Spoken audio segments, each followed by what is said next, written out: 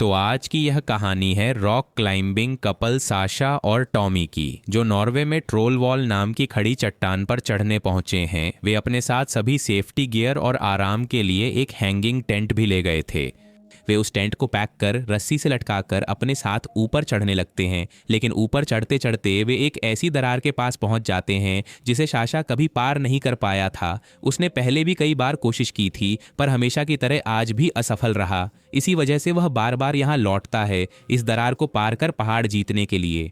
दरअसल उसके मन में जिद थी कि वह इस पहाड़ की चोटी को जीतेगा ही। अपनी यह जिद पूरी करने के लिए उसने एक बार फिर जी जान से कोशिश की, लेकिन वह किसी भी तरह से इस दरार को पार नहीं कर पाता। इतनी बार कोशिश के बाद टॉमी साशा से कहता है, अब हमें रुक जाना चाहिए, हम शायद इससे ऊपर और नहीं जा पाएंगे। लेकिन साशा हार मानने के लिए बिल्कुल तैयार नहीं थी। उसने टॉमी से कहा, हम अब सीधे पहाड़ की चोटी पर जाकर रुकेंगे, हम ऐसे हार नहीं मान सकते। टॉमी ने उससे कहा, देखो पहाड़ की चोटी कहीं भाग नहीं रही है, कल सुबह भी पहाड़ की चोटी यहीं रहेगी, और वैसे भी आज हम काफी थक गए हैं, तो आज हमें रुक जाना चाहिए। फिर भी साशा अपनी थकान और मेहनत को नजरअंदाज कर इस खाई को पार करने की कोशिश करती है। असल में ये सब करने का कोई फायदा नहीं होगा, क्योंकि तब तक उसके शरीर की सारी ऊर्जा खत्म हो चुकी थी।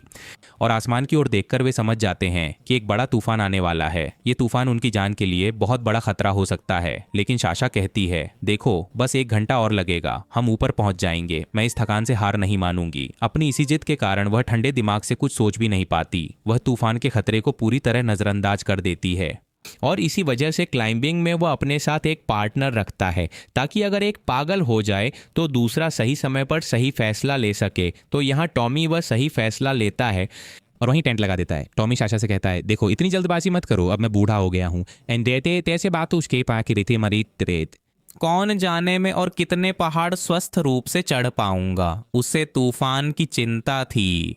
और दूसरी ओर उसके लकी कंपास से उसे जैसे इशारा मिल रहा था कि इस बार किस्मत साथ नहीं देगी। लेकिन पहाड़ पर लटके हुए ऐसी अजीब बातें सोचना ठीक नहीं, ये टॉमी अच्छी तरह समझ गया।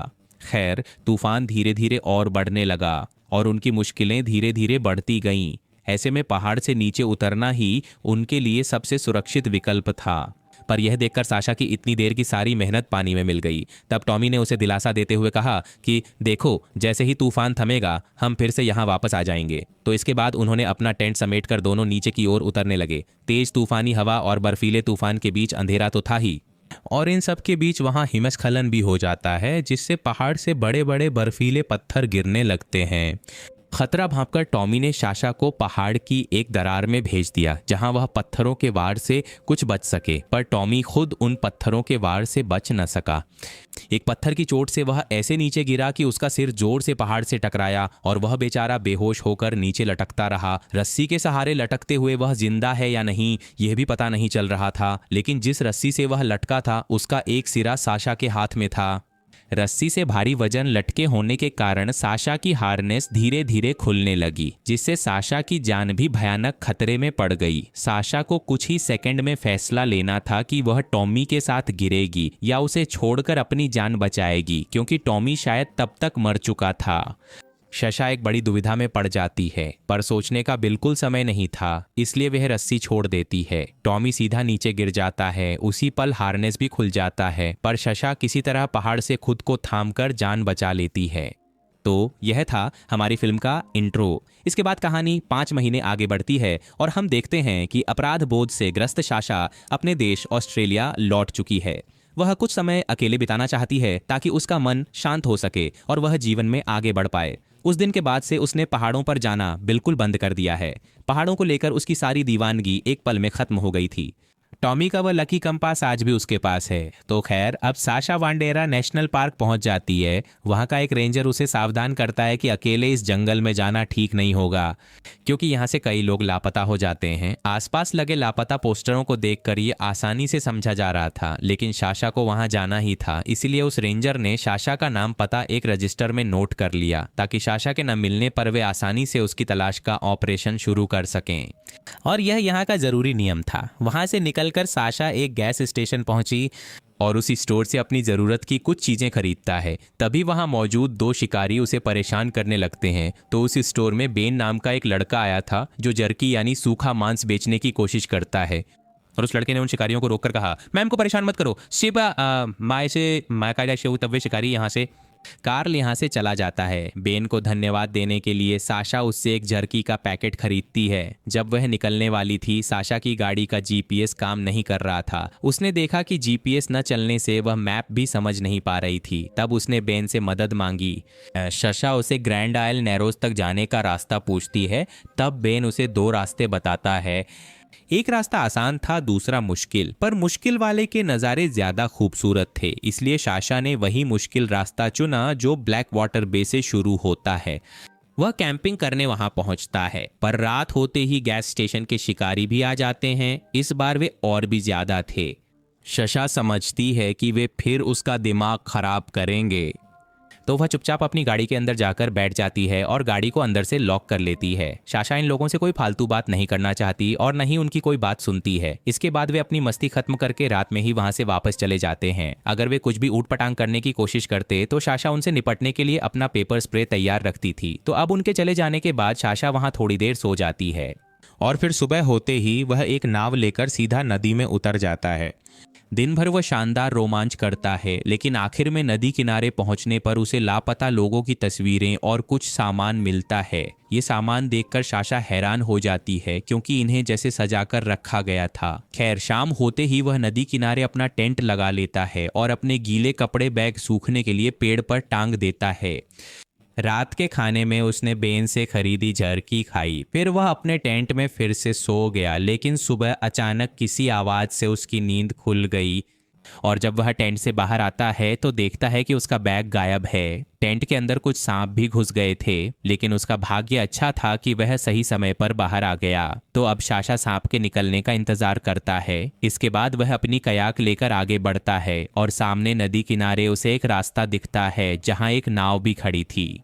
उसके पास जाकर उसने देखा कि वह बेन का कैंप था। बेन को देखकर साशा बहुत खुश हुई। साशा ने उसे बताया कि उसका बैग चोरी हो गया है, जिसमें फ़ोन, खाना सब कुछ था। तब बेन ने उसे बताया कि जंगल में कुछ जानवर हैं, शायद वही तुम्हारा बैग ले गए हैं।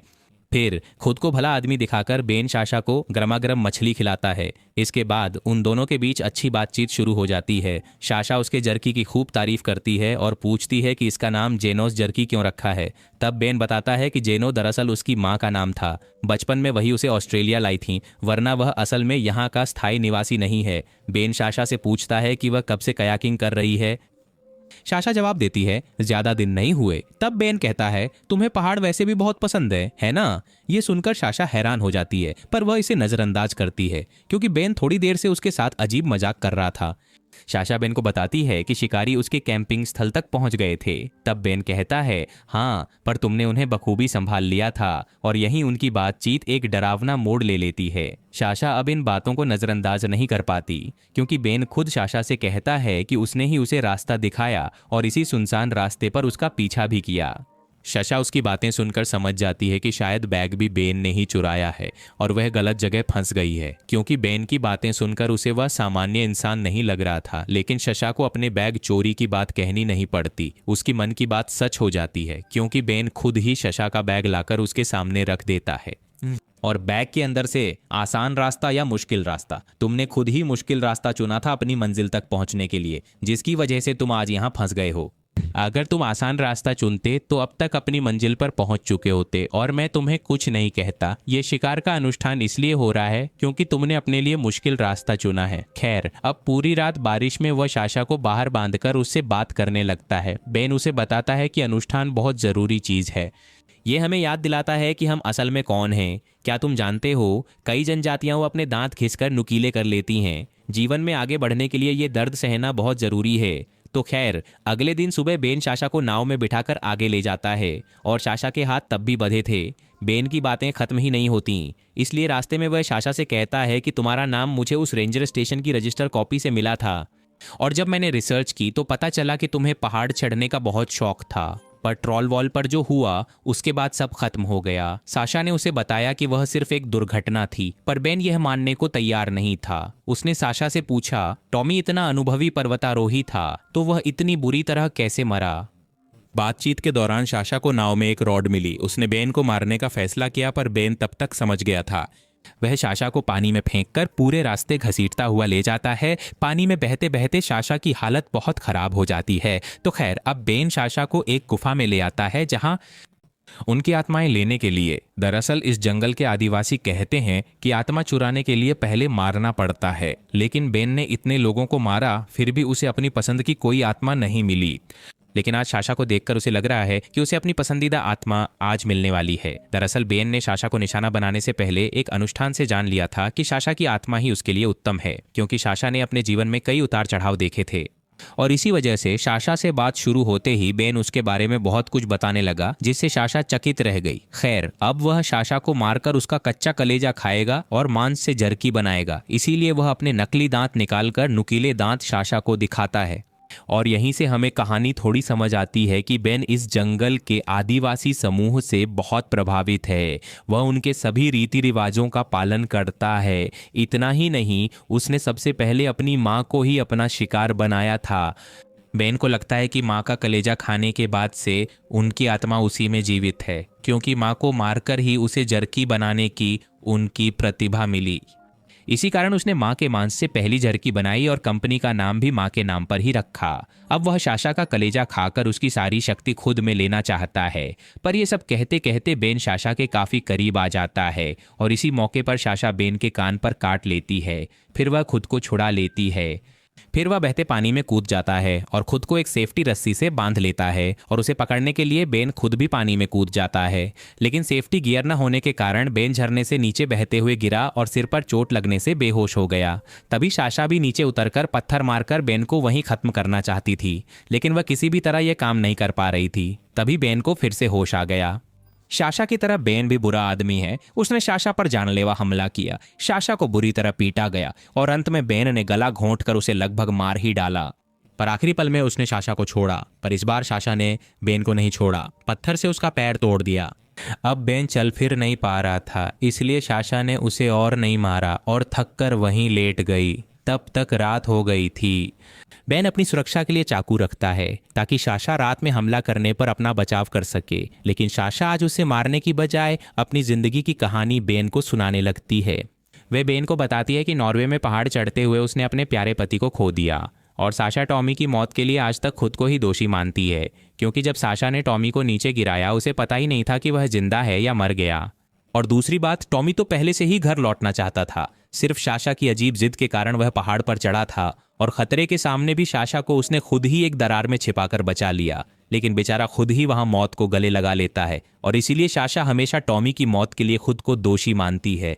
तो खैर, ये सब अफसोस करते करते रात बीत जाती है और अगले दिन सुबह इस जंगल से निकलने के लिए साशा बेन से कहती है, देखो, हमें यह पथरीला पहाड़ पार करना होगा। तुम चाहो तो मेरे साथ आ सकते हो। अगर यहीं मरना चाहते हो तो मैं इंतजार करूंगी। उम्मीद है खून बहने से तुम जल्द मर जाओगे, फिर मैं अकेले ही पहाड़ पर चढ़ूंगी। इधर मौत की बात सुनकर बेन बिल्कुल भीगी बिल्ली बन गया था।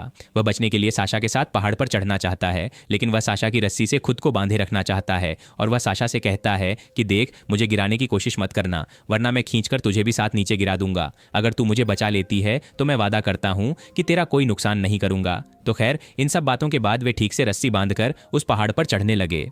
काफी ऊपर चढ़ने पर साशा ने हार्नेस खोल बेन को गिराने की कोशिश की, पर बेन समझ गया। वह चिल्लाया, देख, मैं रस्सी खींचकर तुझे गिरा दूंगा। ये सुनकर साशा उससे कहती है, अरे, मैं तो हार्नेस रीसेट कर रही थी। खैर, ये सब गलत सलत समझाकर साशा पहाड़ की एक मुश्किल दरार में पहुंच जाती है और यहीं वे बेन को ऊपर खींचने में टालमटोल करने लगती है। मौका पाकर उसने रस्सी एक पेड़ से बांध दी और फिर हार्नेस खोलकर बेन को पहाड़ से नीचे धकेल दिया। बेन का पैर टूटा था और वह पूरी तरह साशा की रस्सी पर निर्भर था, इसलिए बेन वहीं गिरकर मर गया। पर साशा को बचने के लिए यह पहाड़ पार करना होगा, लेकिन उसके पास सेफ्टी रोप या हार्नेस नहीं था। फिर भी जान बचाने की उम्मीद में वह खाली हाथ पैर से पहाड़ पर चढ़ता रहा। ये करते हुए साशा पहाड़ से गिरते गिरते बचा। फिर भी बड़ी मुश्किल से वह पहाड़ पर चढ़ पाती है। बेहद थकी साशा जब बाहर निकलने का रास्ता ढूंढ रही थी, तभी किस्मत से उसे रास्ते में एक गाड़ी दिखती है। उस गाड़ी वाले से मदद मांगकर वह इस यात्रा में बच जाती है। वह गाड़ी लेकर सीधा उस रेंजर के पास जाती है और उसे गहरे जंगल की उस गुफा के बारे में सब बता देती है, ताकि लापता लोगों के शव मिल सकें। ये सब बताकर वह अपने सामान्य जीवन में लौटने की कोशिश करती है और आखिरकार वह एक सी बीच पर जाकर टॉमी का लकी कंपास समुद्र में बहा देता है। वह दरअसल पीछे की सभी दुखद यादों को अब समुद्र में बहा देना चाहता था, यानी अपने मन से निकाल देना चाहता था, और यह सब करके वह अपने जीवन में आगे बढ़ने की आखिरी कोशिश करता है। तो इस घटना के साथ ही आज की कहानी यहीं खत्म हो जाती है।